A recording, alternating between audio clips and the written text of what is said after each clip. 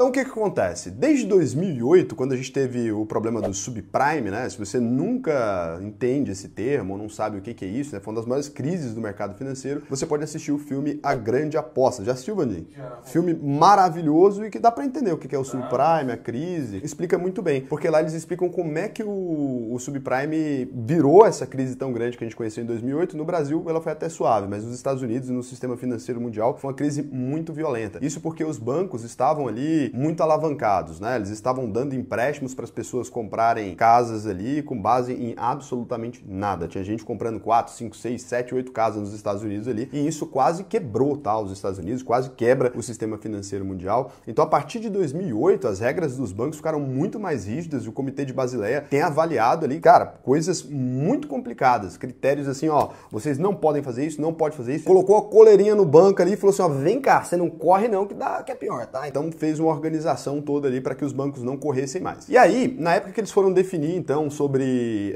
como que os bancos poderiam utilizar criptomoedas, cara, a regra era horrível. O que eles colocaram? Os planos originais do Comitê de Basileia, pela primeira vez que eles foram regular a respeito de criptomoedas. Se você tiver $100 em Bitcoin em empréstimos ou qualquer coisa desse tipo, você precisa ter $100 em capital também. O banco, para operar, cara, com criptomoedas ali, ele ia precisar ter a mesma quantidade de dinheiro parada. Que banco que ia fazer isso, né? Se você quisesse oferecer empréstimo, dar como garantia qualquer coisa, você teria que ter o mesmo valor. Então, assim, era praticamente inutilizar 50% do seu capital. Na época que eles lançaram isso, os bancos todos falaram, olha, vocês estão sendo extremamente conservadores e tal, não faz sentido. Por quê? Porque os bancos estão interessados, né, na brincadeirinha. Os bancos têm um interesse sério aqui em criptomoedas e têm apresentado cada vez mais investidores institucionais. E não em criptomoeda que a gente fala, só Bitcoin, não. Os caras têm interesse em talvez criar criptomoedas próprias ou talvez começar a transformar, né, a carteira dos clientes deles de alguma maneira. Então, assim, criar os próprios fundos de investimento nisso. Cara, banco, onde tem dinheiro, eles querem estar e criptomoeda se tornou um grande mercado, né? Não é porque eles são bonzinhos que eles querem fazer isso, né? Não é porque eles acham,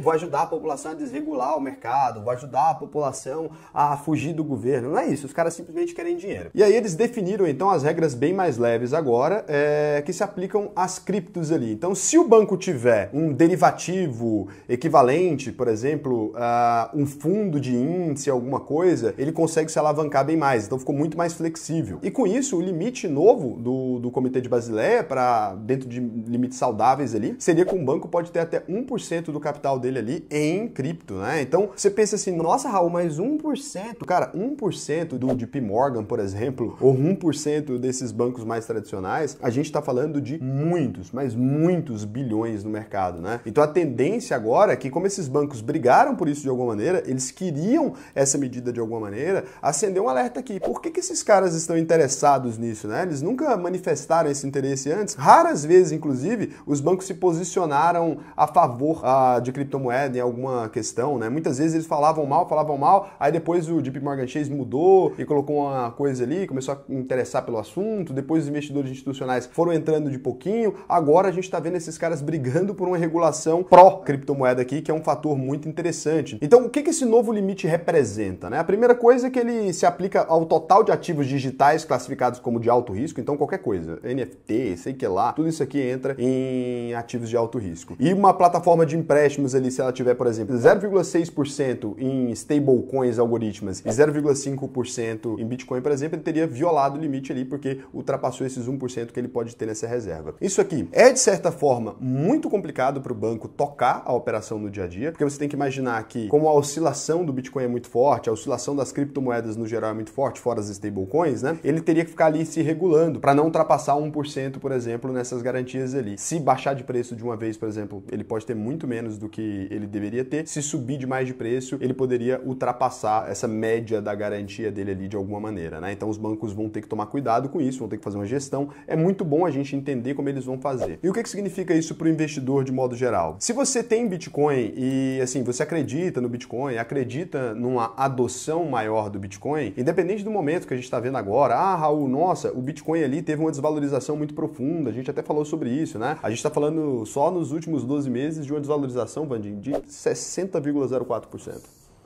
É nabo. Quando você olha para esses números do Bitcoin, a gente está num momento nada animador e as pessoas são muito passionais com isso. Ai, meu Deus, o Bitcoin é pirâmide, acabou. E é importante você entender algumas coisas com relação a isso, né? Você já viu o JP Morgan Chase, né, brigando, ou o Comitê de Basileia, né, que regula os bancos, regulando a respeito de avestruz massa? Já ouviu falar alguma vez na sua vida disso? O dele falando de Telex Free? Claro que não, né, gente? Isso aqui mostra para você que Bitcoin é um assunto sério, para você que não entendia ainda, ou não estava disposto a entender. Quando a gente está falando das grandes instituições do mundo conversando sobre o Bitcoin, é porque de fato eles entendem que isso aqui tem uma aplicabilidade e tem um uso. Não sei se o mesmo uso que a gente imagina, porque é óbvio, o governo não tem interesse nenhum em uma moeda existir da maneira como o Bitcoin existe, né? Que permite trocas voluntárias sem ter um jeito do governo, por exemplo, regular isso de algum jeito, ou cobrar um imposto aqui de algum jeito. Porque se a gente tem os Bitcoins ali, a gente tem o Pix, né? Só que um Pix de um para o outro sem pagar imposto, sem o governo saber quanto transacionou. Tudo que é feito dentro de um banco o governo está vigiando ali. Então, quando a gente tem essa coisa livre aqui, eu quero saber como é que o governo pensa